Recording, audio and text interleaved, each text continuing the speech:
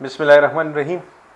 مونږه که فرشتیم جوړی شو او یا مونږه د هغه مقام ته مرسیږو، خو خلک برا کې بیا هم سنه سه برایي روباسي او په مونږ باندې به تنقید کیږي. نو دغه طرف ته نه تک پکار چې مونږ ځان نه فرشتي جوړی کو. فرشتي مونږ نشو جوړی دي، مونږ انسانان یو. انسان غلطی کا پتلای خامخا به مونږ نه څه غلطی کیږي، خو په خپل غلطیانو باندې نادم کېدل، په خپل غلطیانو باندې واپس معافي غوښتل، په خپل غلطیانو باندې واپس خپل الله ته واپس متوجه کېدل، دغه د انسانیت معراج دی.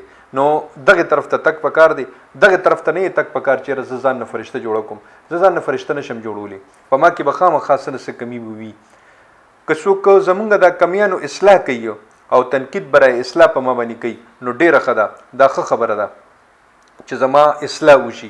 خو که هغه تنقید برای تنقید وي او هغه مانه د دشمنۍ یا د خبرو بدل را ناخلي، نو په یو غوږی وره او په بل غوږی وباسي، هیڅ ضرورت هم نشته. خپل را روان منزل ځان ته مخې ته کېدی چې زمونږ منزل څه دی او زه د کم مقصد دپاره لګیم، خپل جدوجهد کوم، کوشش کوم، مهنت کوم، خواري کوم، هغه ځان ته مخې ته کېدی.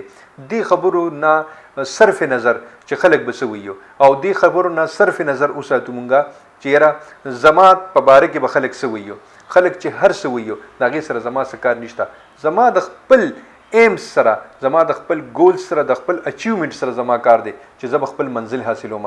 د خپل منزل د حاصلولو په دوران کې به ما ته خامخا د تنقید دا نشتر چې کوم وي، د تنقید چې کوم توري وي، هغه په ما چلیږي. نو خلک به وایي خلک خو په یو کې سړی نه پریدي، نو زه فرشته ځان نه نشم جوړولی. په فرشتو کې الله پاک داسې صفات ایښي دي چې هغه په انسان کې نشته، او په انسان کې الله پاک داسې صفات ایښي دي چې هغه په فرشتو کې نشته. مونږه الله پاک د تقوا او د پرهیزګارۍ والا په دې لاره باندې سیده کېدل غواړي چې مونږه په هغه لاره باندې روان شو. نو مونږه مقصد مخې ته ښودل پکار دي، د خلکو د تنقید پروا نه دي ساتل پکار. خوشحاله او بریالي اوسئ. د لوی الله په امان.